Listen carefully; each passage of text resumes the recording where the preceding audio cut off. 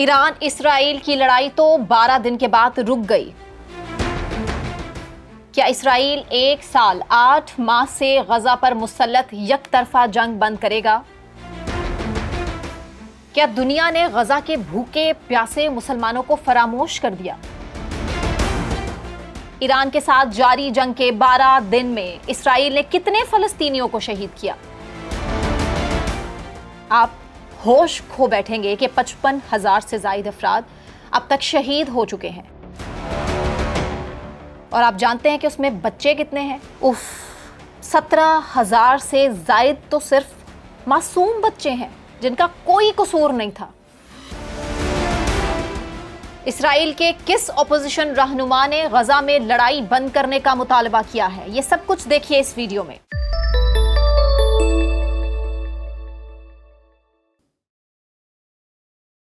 السلام علیکم، میں ثنا کیوان، آپ دیکھ رہے ہیں ولاگ سینٹرل۔ ناظرین، جیسا آپ جانتے ہیں کہ اسرائیل اور ایران کے درمیان لڑائی ایک دوسرے پر 12 دن شدید حملوں کے بعد ایک امریکی تجویز کے نتیجے میں وقتی طور پر تھم چکی ہے۔ یہ میں بھی جانتی ہوں، آپ بھی جانتے ہیں کہ یہ وقتی طور پر تھم چکی ہے، کیونکہ اسرائیل کا گریٹر اسرائیل بننے کا جو خواب ہے ابھی تک وہ چکنا چور نہیں ہوا ہے۔ اسرائیل پھر بھی اٹیک کرے گا، جیسے ہم جانتے ہیں کہ بھارت پاکستان پہ کسی بھی قسم کا اٹیک کر سکتا ہے، کیونکہ جتنی ہزیمت بھارت کو اٹھانا پڑی اس سے کہیں زیادہ اسرائیل کو آج اٹھانا پڑ رہی ہے۔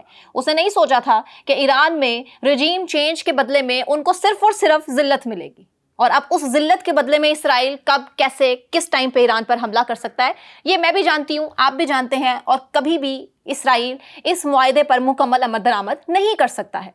دراصل پہلے اسرائیل نے ایران پر حملہ کیا، پھر جوابی ایرانی کارروائیوں سے گھبرا کر اس نے امریکہ کی جانب دیکھا، تو امریکہ نے بھی اسرائیل کی جانب سے اس جنگ میں شمولیت اختیار کی، اور امریکہ کی طرف سے ایرانی جوہری مقامات پر B-2 طیاروں کے ذریعے بنکر بسٹر بم گرائے، جس کے بعد ایران نے قطر اور عراق میں قائم امریکی جنگی اڈوں کو اپنے میزائل سے ہدف بنایا۔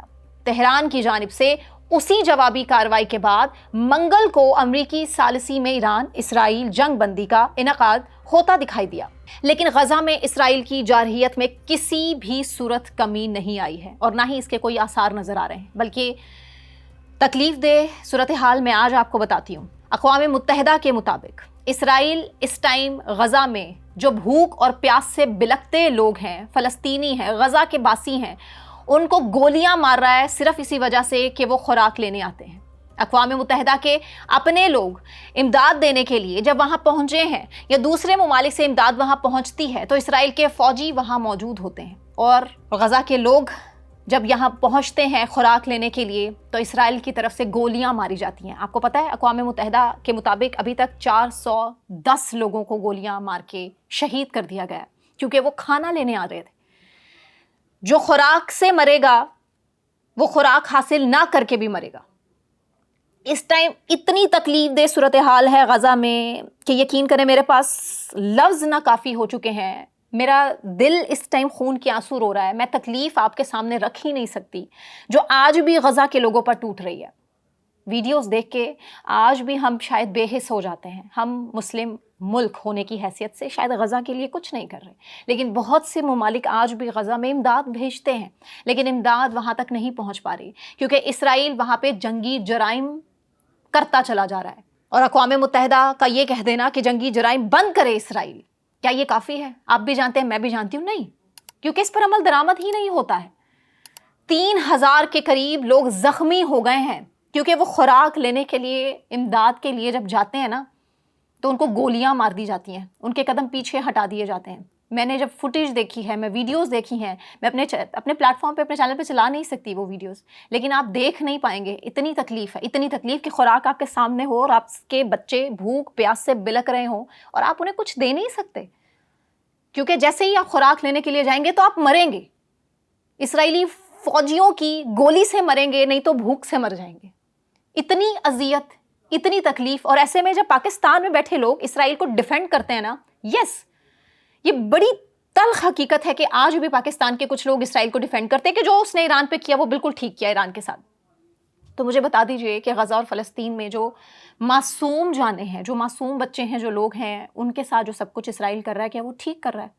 کیسے بے حس معاشرے میں ہم رہتے ہیں، سانس بند ہوتا ہے میرا تو، مجھے تو یہ گھٹن زدہ معاشرہ لگتا ہے جب میں ایسے لوگوں کا چہرہ دیکھتی ہوں، ان سے بات کرتی ہوں. مجھے تو یقین کریں میرے پاس لفظ کم ہو جاتے ہیں کہ یہ بے حس لوگ، ان کے اپنے گھر میں یہ سب کچھ ہو، ان کے اپنے بچوں کے ساتھ یہ سب کچھ ہو تو انہیں اندازہ ہو کہ اسرائیل کتنا غلط کر رہا ہے.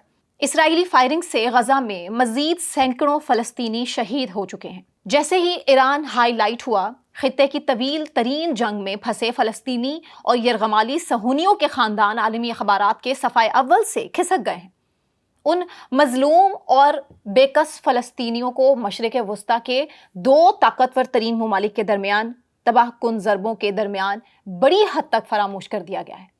منگل کو صہیونی یرغمالیوں اور لاپتہ اسرائیلیوں کے خاندانوں پر مشتمل فورم نے اسرائیل اور ایران کے درمیان جنگ بندی کو وسعت دینے کا مطالبہ کیا تاکہ غزہ کو بھی اس میں شامل کیا جائے.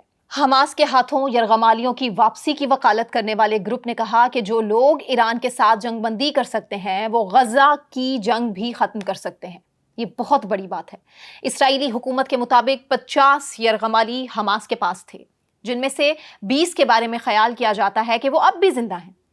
فورم نے مزید کہا ہے کہ تمام یرغمالیوں کو واپس لانے کی ہماری کوششوں میں کامیابی کا فائدہ اٹھائے بغیر ایران کے خلاف اس فیصلہ کن آپریشن کو انجام دینا ایک بڑی ناکامی ہوگی.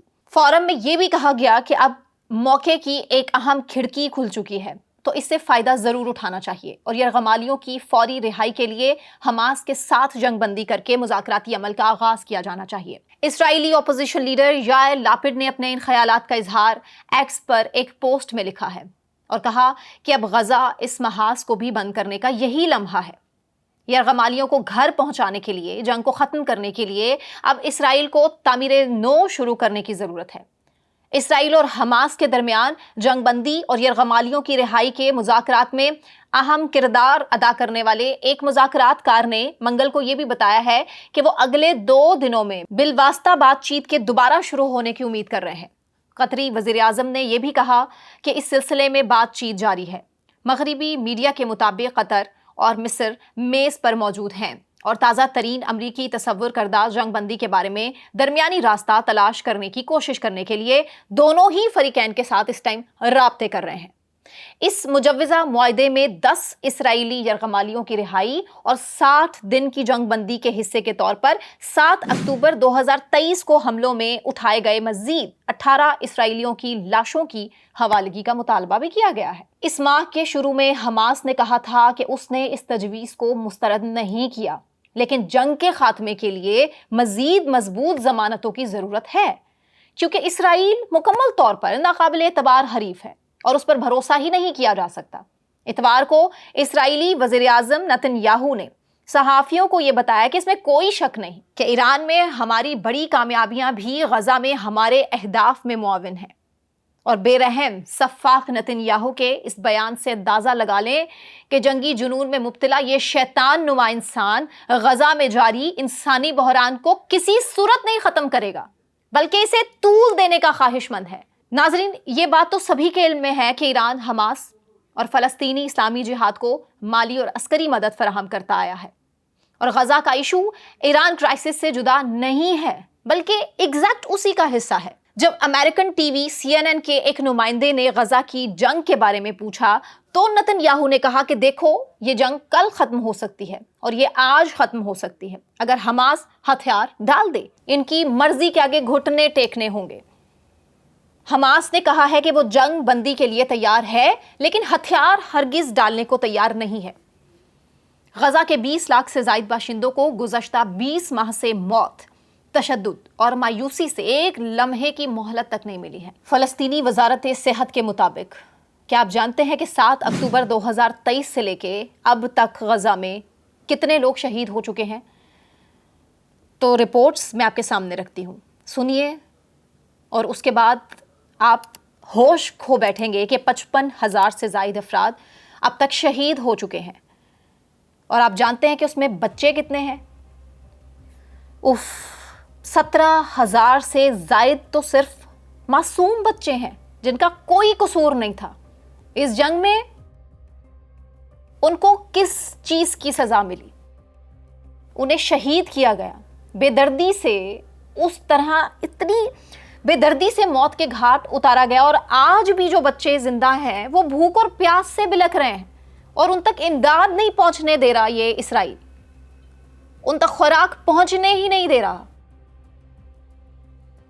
کس جرم کی سزا مل رہی ہے ان بچوں کو، ان عورتوں کو، ان والدین کو جو اپنی آنکھوں کے سامنے بچے روتے بلکتے دیکھ کے کچھ نہیں کر پا رہے، بے بس ہیں کیونکہ گولیاں کھاتے ہیں، وہ خوراک لینے جاتے ہیں بچوں کے لیے اور اس کے بعد وہ اس دنیا میں رہتے ہی نہیں ہیں۔ خود سوچیں غزہ میں ایک لمحے کے لیے، ایک پل کے لیے خود کو رکھ کر سوچیں، اور سوچیں کہ قیامت خود بتائے گی کہ قیامت کیا تھی۔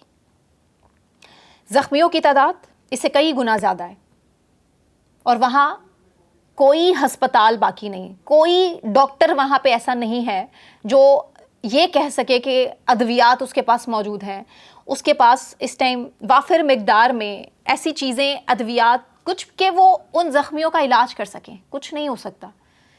غزہ میں ابھی بھی جا بجا اسرائیل کی بمباری ہو رہی ہے، عمارتوں کو مسمار کیا جا رہا ہے، توڑا پھوڑا جا رہا ہے، وہاں پہ ہر چیز کو، لوگوں کو ٹارگٹ کیا جا رہا ہے، گولیاں ماری جا رہی ہیں، ہر طرف ملبے کے ڈھیر ہیں، اور یہ سب کچھ کب تک چلے گا کچھ پتہ نہیں۔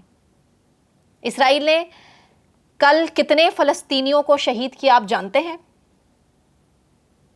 اب تک کی رپورٹ کے مطابق 8,000 مزید فلسطینی شہید ہو چکے ہیں، کیونکہ ان گنت فلسطینی لاپتہ ہیں، اور امکان یہ ظاہر کیا جاتا ہے کہ ان کی میتیں تاحال ملبے تلے ہی دبی ہوئی ہیں۔ کون نکالے گا؟ کوئی امدادی کارروائی تو کر ہی نہیں سکتا۔ کوئی زندہ بھی ملبے کے نیچے ہو تو وہ کچھ دن کے بعد تو اس دنیا سے چلا جائے گا، کیونکہ اسے کوئی نکالنے کے لیے وہاں سے نہیں آئے گا۔ سوچے کوئی ماں اس ملبے کے ڈھیر سے نکلنے میں کامیاب تو ہو گئی ہو، لیکن اسے یہ پتہ چلا ہو کہ اس کا بچہ اب بھی اس ملبے کے ڈھیر کے نیچے موجود ہے، اور وہ زندہ ہے، اور اس کی آواز بھی وہ سن پا رہی ہو، لیکن اسے پتہ ہے کہ وہ اس بچے کو نہیں نکال سکتی۔ کون اس تکلیف کا ازالہ کرے گا؟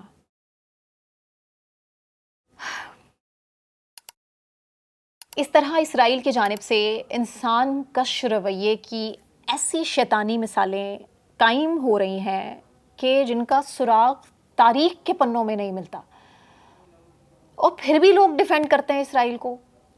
فلسطینی وزارت صحت کی طرف سے روزانہ جاری کردہ رپورٹس کے مطابق 13 جون کو اسرائیل کی جانب سے ایران پر بمباری شروع ہونے کے بعد سے غزہ میں 860 سے زائد معصوم فلسطینی اسرائیلی فائرنگ سے شہید ہو چکے ہیں۔ اقوام متحدہ نے بارہا خبردار کیا ہے کہ اس علاقے میں انسانی پیدا کردہ قحط کا امکان بڑھتا چلا جا رہا ہے۔ لڑائی کے باعث کام کاج تو بچا کوئی نہیں، اب آٹا، چینی، دالیں، ادویات اور دیگر بنیادی ضروریات زندگی بھی وہاں پر موجود نہیں ہیں۔ بچے بھوک سے بلبلا رہے ہیں، جو نوزائیدہ بچے ہیں ان تک دودھ تک موجود نہیں، مناسب خوراک تک رسائی نہ ہونے کے باعث ماؤں کی چھاتیاں تک خشک ہو چکی ہیں۔ کیسے دودھ پلائیں گی بچوں کو؟ پینے کا پانی تک نہیں ہے، کیسے زندہ رہ پائیں گے؟ در حقیقت اقوام متحدہ بھی دو عملی اور دو رنگی کا شکار ہے۔ وہ اپنی طرز کا یہ واحد بین الاقوامی فورم عالمی سامراجی طاقتوں کے پوری طرح کنٹرول میں ہے، جو صرف مذمتیں تو کر سکتا ہے لیکن کچھ نہیں کر سکتا۔ اسرائیل اور اس کے اتحادی امریکہ، برطانیہ، فرانس اور جرمنی جب چاہتے ہیں عالمی قوانین کو موم کے ناک کی طرح جدھر کو چاہتے ہیں ادھر کو موڑ لیتے ہیں۔ منگل کو ایک بیان جاری کیا ہے اقوام متحدہ نے، اور اس بیان کے مطابق اسرائیل انسانی امور کے اقدامات کو ممکنہ جنگی جرم قرار دے رہا ہے۔ فلسطینیوں کے لیے اقوام متحدہ کی خصوصی ایجنسی UNRWA یعنی انروا کے ایگزیکٹو ڈائریکٹر فلپ لازرینی نے فلسطینیوں اور ان کی حالت زار کے بارے میں بہت سی انسانی امدادی تنظیموں کے خدشات کو اجاگر کیا ہے۔ انہوں نے کہا ہے کہ غزہ میں مظالم جاری ہیں جبکہ عالمی توجہ کسی اور طرف منتقل ہو رہی ہے۔